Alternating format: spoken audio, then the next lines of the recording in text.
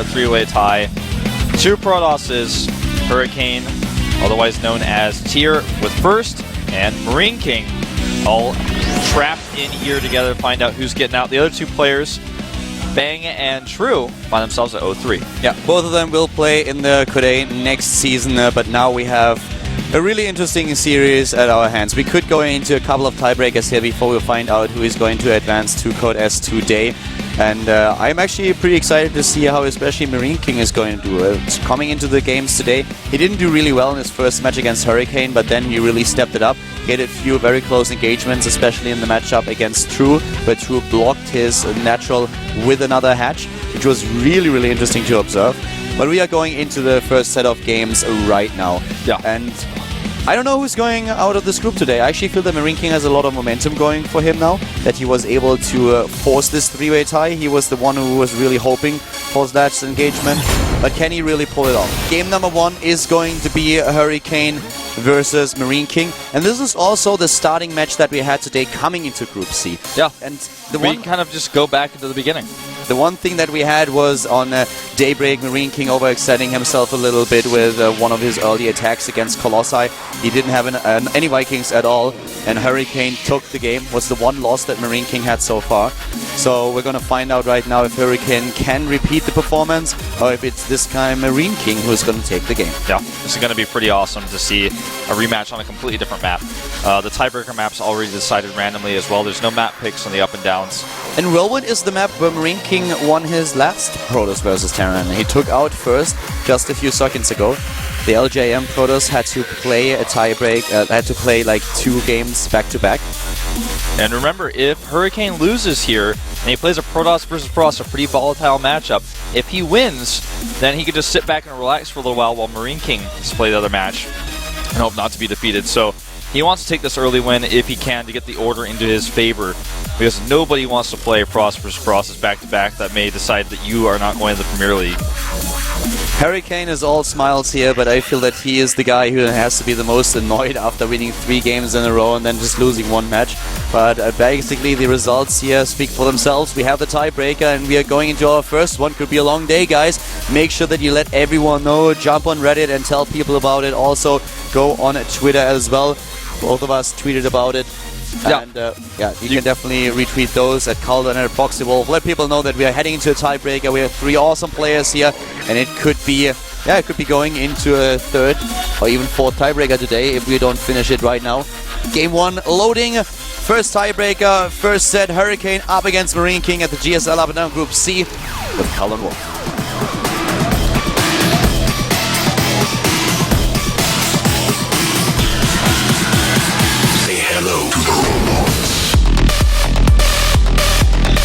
Starting to the top left, we have now on Whirlwind the first Protoss player. It is starting for Team FX Open.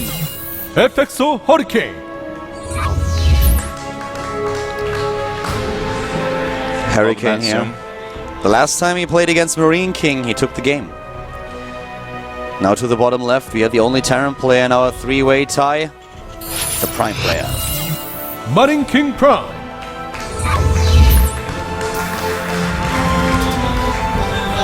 And really important here for Hurricane to take that early win if he wants to avoid the Protoss versus Protoss, which is the only map that he lost to get him here in the first place.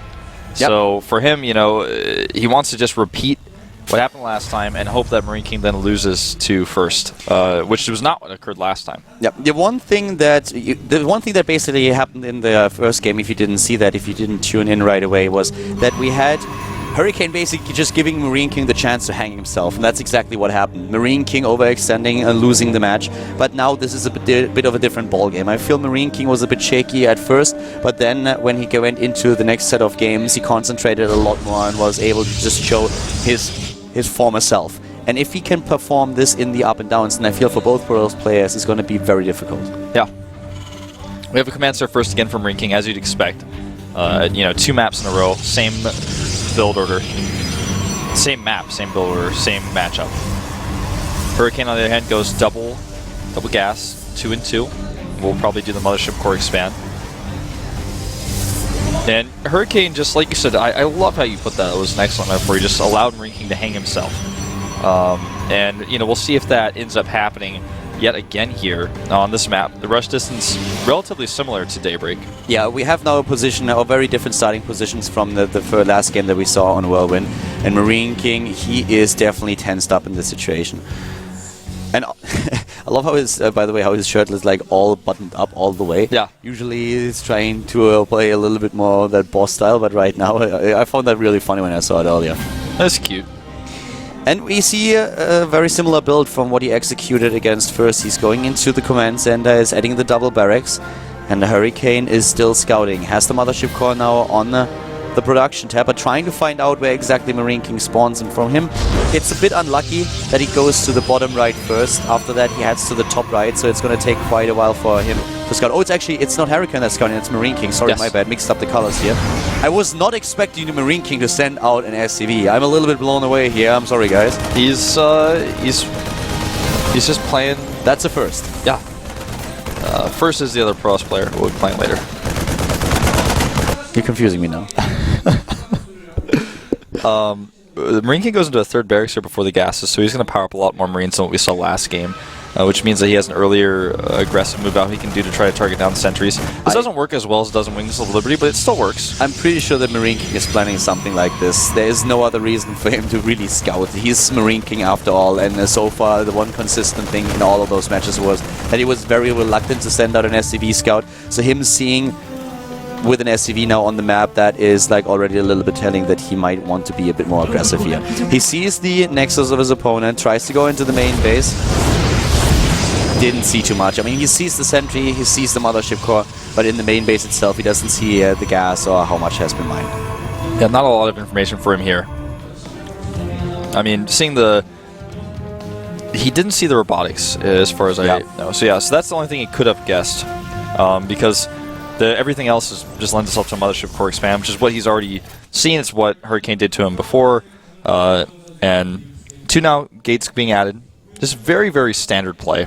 Stim now coming up right away, so MarineKing just getting all those Marines out here, and it really looks like we are going to see him move out and trying to do a bit of damage. We have a little bit later than in the last games that he played against Protoss this engineering base, so he wants to add the +1 attack upgrade, but this is a different timing from what he showed us in the first game against Hurricane and also against First. Yeah. Just mixing it up just a little bit. Scouting for Hurricane with a hallucinated Phoenix. And this is one of the best tools that Protoss has in Heart of the Swarm to find out what's going on.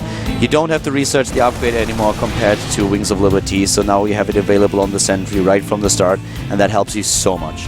Warp Prism and 6 gateways going down for Hurricane. So this is the type of aggressive timing you were talking about before. Hitting MarineKing, who plays very often a greedy style, trying to catch him off guard if he doesn't have the bunkers up. He could do so many different things with the Warp Prism. He could just use it as a forward pound. He could try to draw the force back into the main base and attack on the ground. He's going up to 7 gates. Yeah. We have him also with a probe now at the third base of MarineKing, not only for a scouting purpose, but he can always just drop a forward pylon, and then he has 2 warp-in points.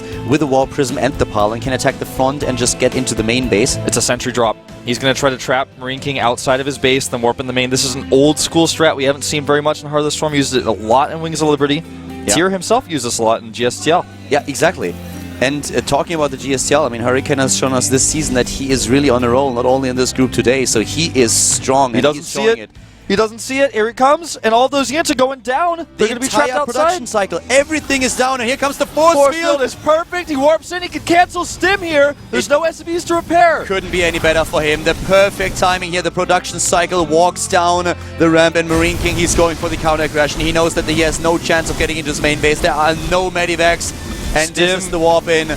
Sim is cancelled, and all he has to do back at home is use warp-ins at home and use that mothership core. He should be able to deny the Marines who don't have combat shields or stim. He's warping in sentries at home. He wants to delay this for as long as possible. Another set of warp-ins now with the Warp Prism, trying to get those Zealots into play. MarineKing is in trouble. Will the counter-aggression of the Terran player be enough? The sentries are there. The force fields are good, but not good enough. A few Marines are sneaking in, but we still have the mothership core with the photon overcharge. Photon overcharge, and with the next round of warp-ins here, he is going to be able to take out Smart. Another Guardian Shield goes up. He's starting to run a little bit low on energy, and the production of MarineKing is coming through, but I think too much damage has already been lost here. The Guardian Shield is there, the Zealots moving in, but on the other hand, MarineKing now moving in with the units that he has at the top left. The Warp Prism is... He goes for the Time Warp here instead of using the second Photon Overcharge. But it's enough. It is enough. He will take out the last of those Marines, and that is going to be game. MarineKing trying to get 2 Widow Mines out here desperately.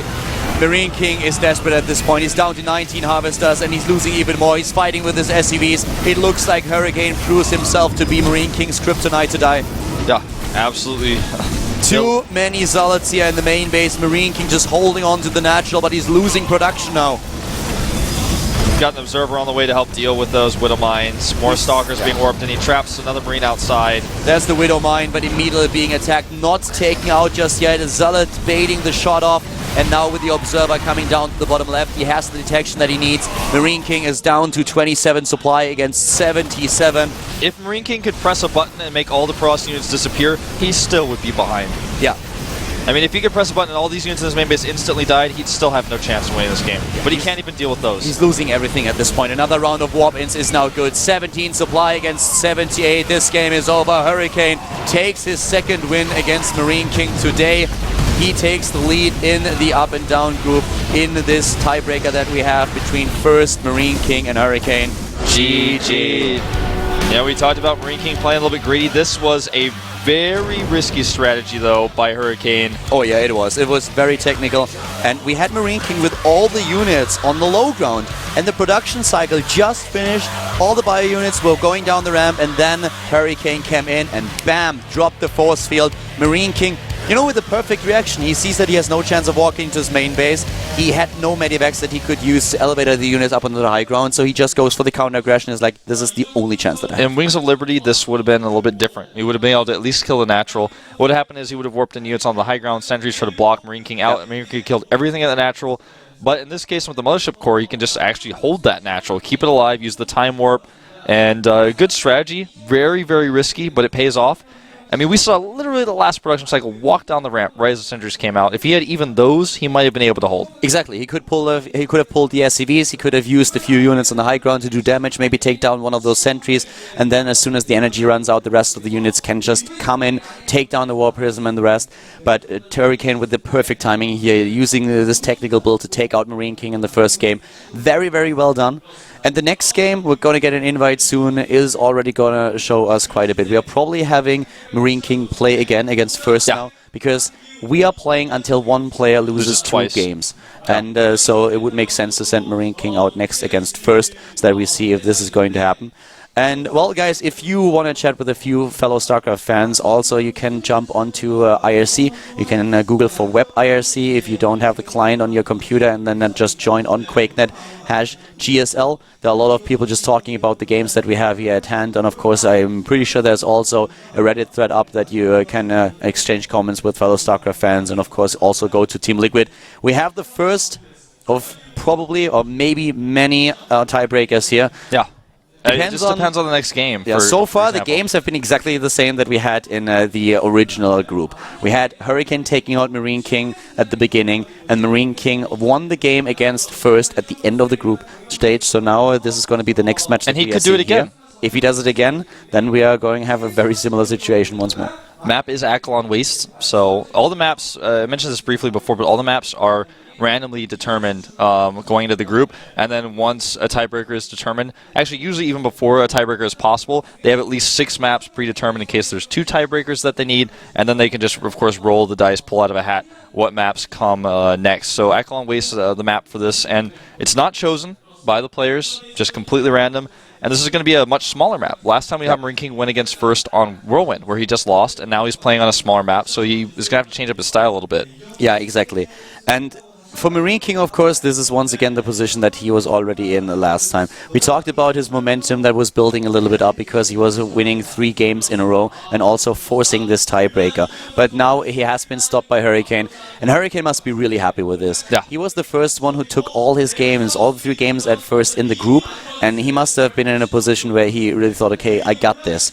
And he probably was really worried about what would happen here. We had this in the past. Players like Noblesse. excellent in one of the up and downs, and then going through how many up and down, how many tiebreaks did we have? Three or four. I don't remember exactly. We had a lot of tiebreakers there, and in the end, it was Noblesse, the player who really excelled in the regular group, but then was forced into a tiebreaker, who dropped out.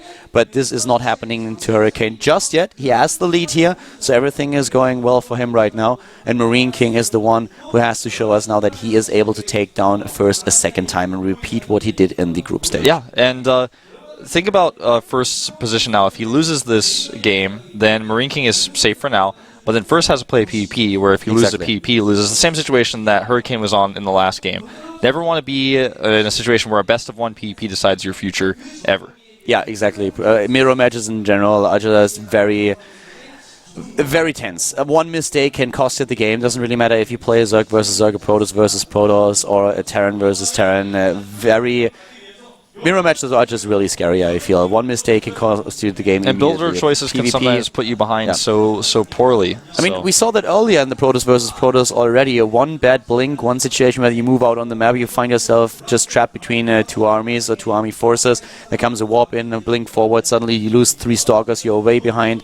And that is exactly what happened in the game that we had earlier. Yeah, that's how Hurricane ended up in this tiebreaker in the first place. Exactly. He lost the game against First because of it. He was not really all that map aware, and then suddenly he found his Stalkers surrounded, lost 3 of them, fell behind.